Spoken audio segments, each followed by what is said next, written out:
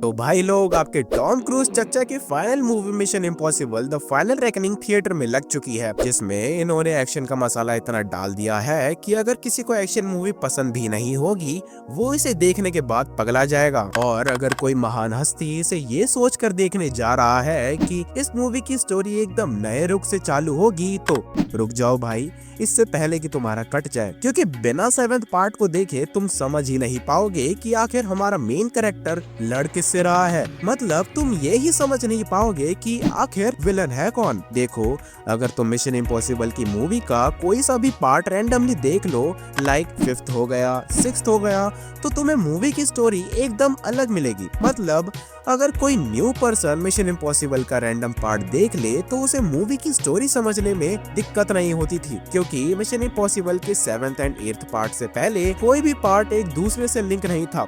लेकिन इस बार इन्होंने एक बहुत लंबी स्टोरी लिखी और उसको बीच में से काट कर उसका पार्ट 1 एंड पार्ट 2 बना दिया, just like infinity war and end game. तो इसलिए तुम्हें सबसे पहले पार्ट 7 देखना होगा, उसके बाद ही तुम 8th पार्ट यानी अभी जो मूवी रिलीज हुई है उसे समझ पाओगे। मूवी की बात करूँ तो it was really good and चिंता मत करो, क्योंकि मैं तुम्हें इस वीडियो में स्पॉयलर्स नहीं दूंगा। तो कुर्सी की पेटी बांध लो और बिना किसी देरी के चलिए शुरू करते हैं। मूवी के स्टार्टिंग में हमें मिशन इम्पॉसिबल के स्टार्टिंग से लेकर 6th पार्ट तक के फ्लैशबैक दिखाए जाते हैं, जो कि शो करते हैं कि ये लास्ट स्टॉप होने वाला है मिशन इम्पॉसिबल की सीरीज का। फिर उसके बाद 8th पार्ट का रिकैप दिया जाता है कि एंटिटी, जो कि एक आर्टिफिशियल इंटेलिजेंस है, वो अर्थ पर जितने भी ह्यूमंस हैं उनको तबाह करना चाहती है और उसे रोकने के लिए बुलाते हैं हमारे चहीते ईथन हंट को। और एंटिटी तक पहुंचने के लिए ईथन को एक चाबी की जरूरत थी, जो कि 2 पार्ट्स में डिवाइडेड थी। एंड 7th पार्ट के एंड में ईथन को वो चाबी मिल जाती है और ईथन को पता है कि उसे कहाँ जाना है और एंटिटी को कैसे हराना है। लेकिन मिशन इम्पॉसिबल की सीरीज में ऐसा पहली बार हुआ है कि मूवी के स्टार्टिंग में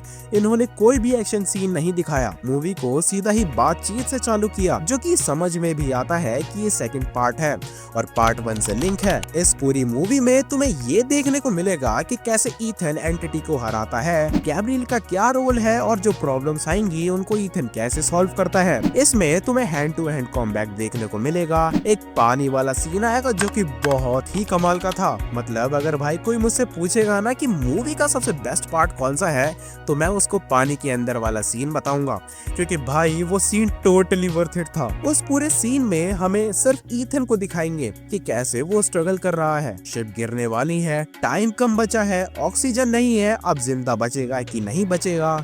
मतलब इस पूरे सीन ने मूवी का जॉनर ही बदल दिया था। ऐसा लग रहा था कि मैं कोई हॉरर मूवी देख रहा हूँ जो कि सस्पेंस से भरी पड़ी है। फिर आसमान वाला सीन दिखाएंगे जिसमें ईथन उड़ते हुए प्लेन पर गैब्रियल से फाइट कर रहा है। मतलब इस मूवी ने कुछ नहीं छोड़ा भाई, जमीन पर फाइट हो रही है, पानी वाला सीन दिखा दिया एंड आसमान में भी चैन नहीं है। तो ये मूवी तुम्हें बोर नहीं करेगी। लेकिन मुझे गैब्रियल वाला सीन समझ नहीं आया, क्योंकि गैब्रियल का ईथन के साथ पास्ट रहा है तो रिवेंज लेना ही चाहिए, लेकिन वो नहीं दिखाया भाई। मतलब ऐसा लग रहा था कि वो गजनी बन चुका है, जो कि कुछ सेंस नहीं बनाता। और ऐसे ही ज्यादा नहीं लेकिन कुछ सेंसलेस मूवमेंट तुम्हें देखने को मिलेंगे। प्लेन को कोई ठोक रहा है लेकिन उसे कुछ महसूस नहीं हो रहा। यो, व्हाट वाज हैपनिंग? अगर तुम इस मूवी को सिर्फ एक्शन के लिए देखने जा रहे हो तो बढ़िया है, लेकिन अगर तुम इसकी स्टोरी समझने की कोशिश करोगे तो नहीं समझ पाओगे, क्योंकि इसमें कोई स्टोरी ही नहीं है भाई। मतलब पूरी मूवी में वायर काटनी है, बटन दबाना है, उसको एक पेन ड्राइव में स्टोर करना है,